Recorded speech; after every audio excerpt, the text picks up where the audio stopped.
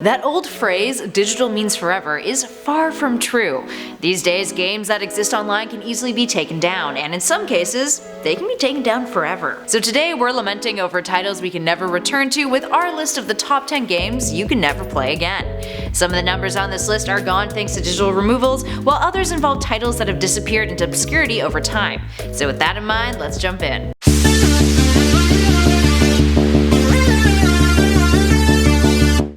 In at number 10, Tetris. Tetris is a game that we are all familiar with, and yes, while you can still play it, the means in which you can play it has changed over the years. Once upon a time, Nintendo owned the rights to distribute the game. Now they would port the game in 1989 for the Game Boy, one of the most iconic forms of the title to date. Over the course of 25 years, they continued to port the game, and provide Nintendo console owners with Tetris goodness. But these days, Tetris is nowhere to be found on any Nintendo platform.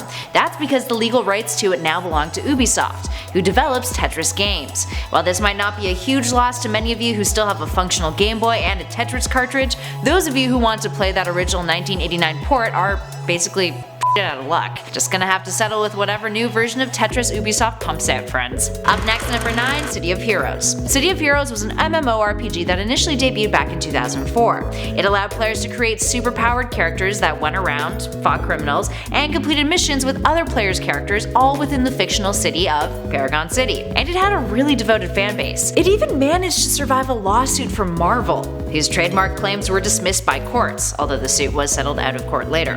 Despite major backlash from the community and an outcry to save the game, it ceased to exist in 2012 due to a decreased amount of popularity. Up next, number 8, The Matrix Online. Ever watched The Matrix and thought, hey, that would be a really dope online game? Well, turns out Sony and Monolith Productions thought the exact same thing after the release of Matrix Revolutions. Enter The Matrix Online, an MMORPG that continued the story of the film trilogy. Debuting back in 2005, it lasted up until 2009, with its servers closing due to incredibly low subscriber numbers. In at number 7, Metroid Prime Hunters. Metroid Prime Hunters was a game initially released for the Nintendo DS. It provided a single-player mode, but the real gem of the title was its online gameplay, with this title really excelling from lessons that Nintendo had gained from its predecessor, Metroid Prime 2. Now you could play as one of 7 awesome characters, including Samus. But then Nintendo ceased its online services for DS and Wii games back in 2014, meaning the game could still be played offline in single-player or multiplayer, but it just wasn't the same. Even when the game was released on the Wii U, the online services for it were non-existent. You couldn't play online with other people. Kinda sucked. And at number 6, One Life. One Life is a survival shooter in which, if you die, your Steam account gets locked out of the game. Permadeath! It's a multiplayer in which you can team up with your friends and play with your own rules. But every move you make could be your last. You need to find food, water, and survive within harsh natural environments. And in addition to that, you can choose how to interact with enemy players, even taking them as captives. Now, after the title was announced and greenlit back in October of 2015, the developers behind the game went quiet, and even the website for the game was taken down. Unfortunately, if you want to play One Life, you're gonna have to wait a while. But it is still coming. After Kotaku reported on the radio silence from the devs since 2015, they actually reached out to the news site to say that the title was delayed indefinitely, but wasn't cancelled, saying, I quote, "In all that time we have received a huge number of questions and requests from players. We haven't even expected this kind of attention. In the context of such overhype, we just need to make everything perfectly, so the development of the game is delayed indefinitely." In at number 5, The Sims Online. Sims Online was notoriously a mess. Now, The Sims is one of EA's most popular and profitable franchises, so it makes sense that EA would want to optimize the series in whatever ways they could, like creating an MMO version of it. Back in 2002, for $9.99 US a month, you could play The Sims MMO, doing all of the things you love to do in The Sims with other players now involved. Sounds nice, doesn't it? Except it all went downhill pretty fast. The game had a player-driven economy that ended up growing into what one critic from Rock Paper Shotgun called a capitalist cautionary tale. For example, a virtual mafia popped up, which would go around and extort players out of their simoleons in exchange for not ruining their reputation and therefore limiting the things that they could do in the game. And if that wasn't bad enough, the game finally imploded upon itself thanks to a clothing rack.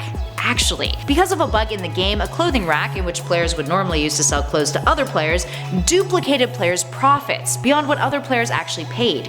So that completely destroyed the in-game economy. Despite it being patched, the damage was done and, everything was inflated. And devs struggled to do something about it. It didn't get resolved until 2007 when the game was completely rebranded as EA Land. But clearly that did not bode well. 4 weeks after the rebranding, the game shut down.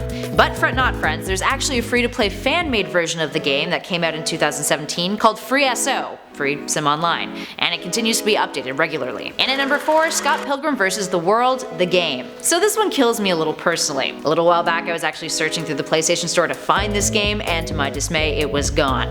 Sad times. Now some of you may remember the 2010 Edgar Wright film Scott Pilgrim vs. the World. It was pretty darn great, and it was an adaptation of an even more fantastic series of graphic novels. Also Brie Larson was in it, she played Scott's ex. Awesome. Anywho, when the film came out, a game was released that was downright awesome. It was a beat-em-up side-scroller in which you played as Scott or one of the other colorful characters from the series. The best part was the graphics had adapted the characters to what they looked like in the comic, so it felt as if you were literally playing inside of the world of the graphic novels. And it was like super Toronto, because Scott Pilgrim's based in Toronto. Canadian, yay. It was a game that was released digitally back in 2010, with no physical copies available, which is why when its 4-year contract was up in 2014, the game completely disappeared altogether from the PlayStation Store. Talk about tragic. If you guys know a way to actually get this game, please let us know in the comments below because I would really like to have it again. And at number 3, Legend of Zelda 4 Swords Anniversary Edition. Back in 2004, Nintendo released a GameCube game, an episodic cooperative multiplayer Zelda game called 4 Swords, in which you team up with your friends to explore 8 different worlds in a story set a century after the events of Twilight Princess. Eventually, a single-player version of the game was released with the remastered 4 Swords Anniversary Edition, which was free to download for the Nintendo DS and 3DS, and even included new stages that were inspired by the original Legend of Zelda title, and also A Link to the Past and Link's Awakening. But these days Nintendo no longer offers the game for download, and unfortunately it was only available for 2 short time spans, the first being between September 2011 and February 2012, and the second being for a single week in 2014. So you can't get that remastered version anywhere. And at number 2, PT. PT, aka Playable Teaser, was a demo for the next installment to the Silent Hill franchise, titled Silent Hills, and it was really good. Co-directed by Hideo Kojima and Guillermo del Toro, players would walk through a looping L-shaped hallway in a suburban home, filled with horrors and puzzles to solve. Despite being a short length, it was critically praised, with some critics even calling it one of the best horror games of all time. Imagine what it could have been. When the game was cancelled by Konami and Kojima left the company, PT was taken down off of the PlayStation Store, and Playable Teaser was gone for good. Since people have even gone around selling their PS4s that had PT installed in it just to get a good chunk of change. If I had money to blow, I would totally buy one. And finally, in at number 1, Upsilon Circuit. Upsilon Circuit has a crazy concept. It's a game that if your character dies in it, you can never play that game again. While it's not unheard of for a game to involve a permadeath, in which your character dies and therefore you can never play as them or with them again in the game, looking at you, all of my deceased companions in Skyrim, a title in which you can no longer access the game at all is something that's a little terrifying, but also super intriguing. So what exactly is Upsilon Circuit? It's a fantasy RPG that plops you and 7 other players into a single server, and each contestant explores the overworld and generated dungeons in search of something called the Dream Tech Crystals. You fight monsters, avoid traps, and compete with the opposing team. Each team is made up of 4 players. And another interesting factor, when you get experience points, the audience watching the game gets to choose what to level up on your skill tree.